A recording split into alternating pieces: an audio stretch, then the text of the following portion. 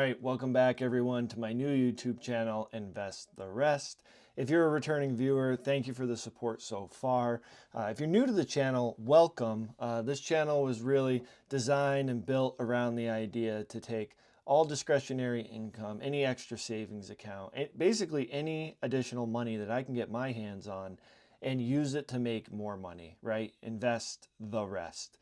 And I've used different strategies. I've set up different strategies for 2025 to experiment with.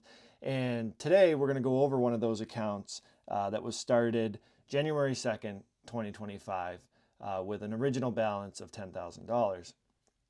The goal of this specific account, this is part of my dividend account series, where I invest in financial products that are focused on a high yield dividend payment, either weekly or monthly, to produce as much cash flow, as much income as possible with $10,000. The original goal for this month, for January, to start out is $650 a month. And we have some great updates today. 3 of the funds announced their dividends today, and one of them last week. So we have a little bit to go over here. Before I jump into it, as always, this is not financial advice. I am not a financial advisor.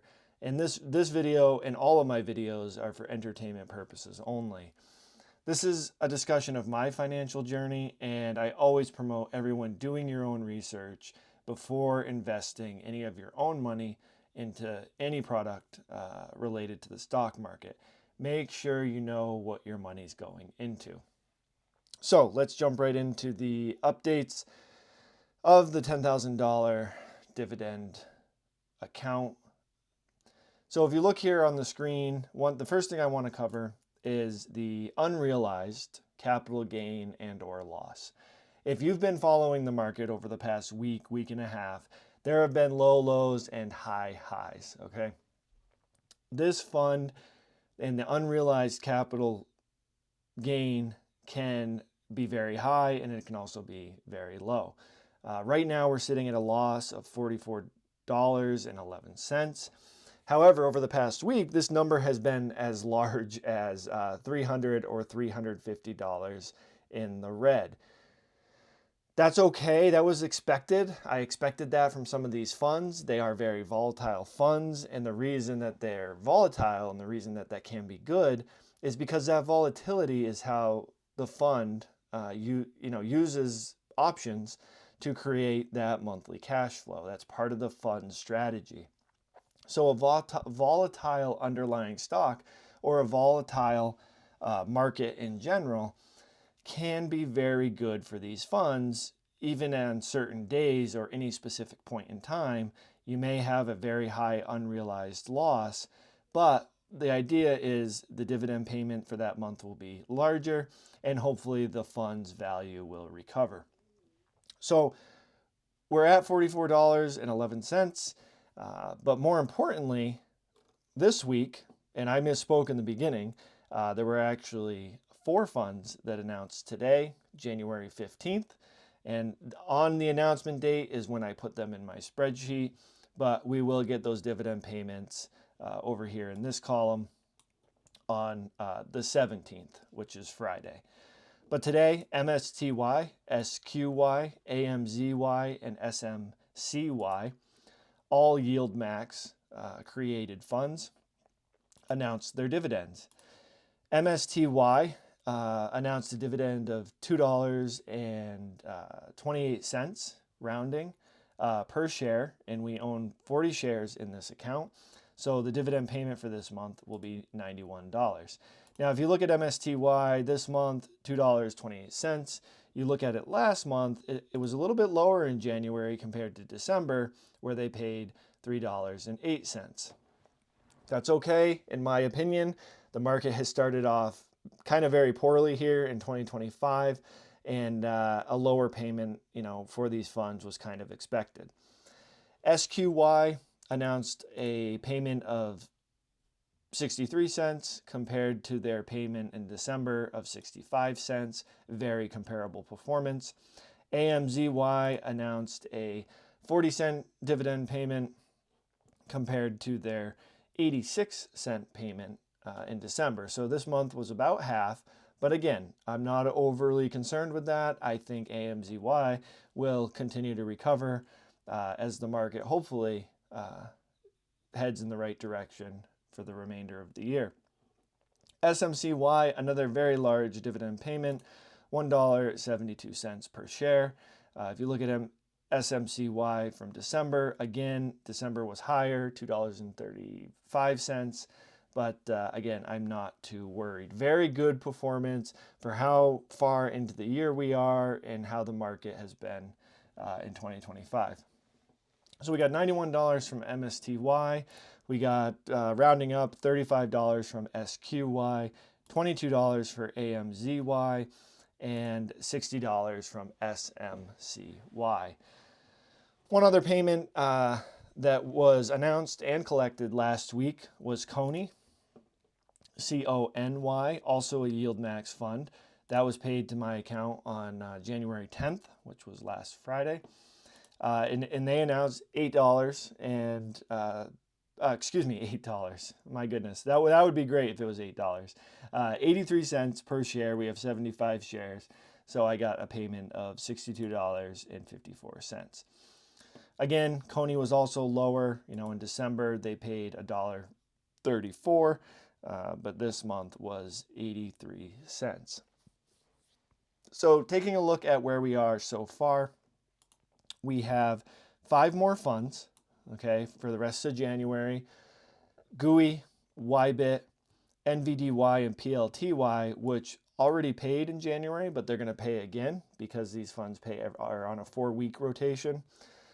So these pay every 4 weeks. And then Maxi, which will pay and be received right on the last day of the month, January 31st. To date, in January, we've received $365 in dividend payments. That $365 is obviously up here on the main table, right here in column H. $365, and most of the dividend payments so far outperform any unrealized loss. If we look at the percent return column here, MSTY, obviously the major front runner in the account right now. MSTY has been a great fund for me in my other accounts. If you watched my main account dividend summary that I put out 2 or 3 days ago of my dividend account that I've been working on for the past 2 years, MSTY has been a major part of that account as well.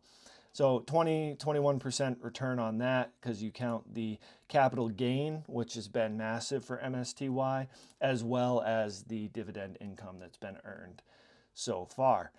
If MSTY stays at the current price or continues to improve, we're going to get another payment next month, and this percent return will continue to grow. The ones that aren't doing so well, they're not doing terrible, right? NVDY, a little bit of capital loss at the beginning of the year here. Dividends couldn't keep up, so we're down 1.53% on that. And then PLTY, again, negative 4.71%. But keeping in mind that PLTY is going to give us another dividend in January. So despite it is down a little bit, that second January payment will help quite a bit. And then in February, if PLTY is able to recover from its $102 loss in capital gains, we'll be sitting really good for PLTY. The other funds, somewhere between 0.5% all the way up to just under 4%. Maxi up at 4.4% gains.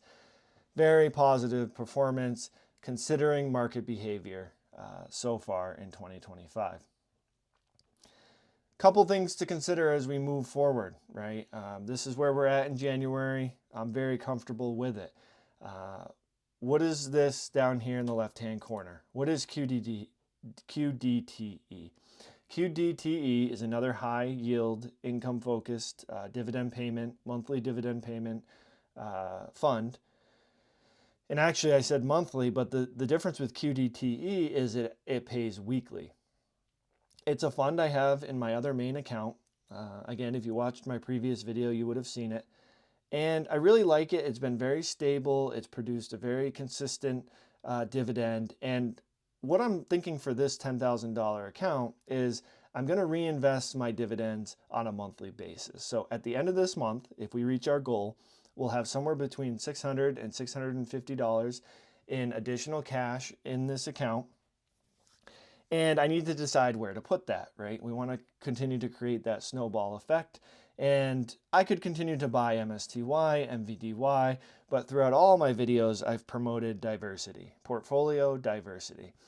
And so looking at QDTE, or even maybe XDTE, which is another fund that Roundtail produces, I really like how it's weekly. They can react a little bit better to market shifts or swings. And I'm considering adding that to this portfolio come the beginning of February. But I'm going to do more research, continue to watch the behavior of some of these funds, and try to make an informed decision about where to put that extra $650. So that's where we're at with the $10,000 dividend, high yield dividend focused account. Again, don't be overly concerned. I'm not with the capital loss. I'm really focused on that income. It doesn't really matter what the funds do, other than you need to make sure you maintain awareness of it so that it doesn't get out of control, right? But as long as it stays within certain parameters, I'm really focused on that monthly income. That's the update for today. I appreciate all the support so far. Like below, comment, let me know what you like, what you didn't like, what funds you want to see, what strategies you think could be useful for my investing journey.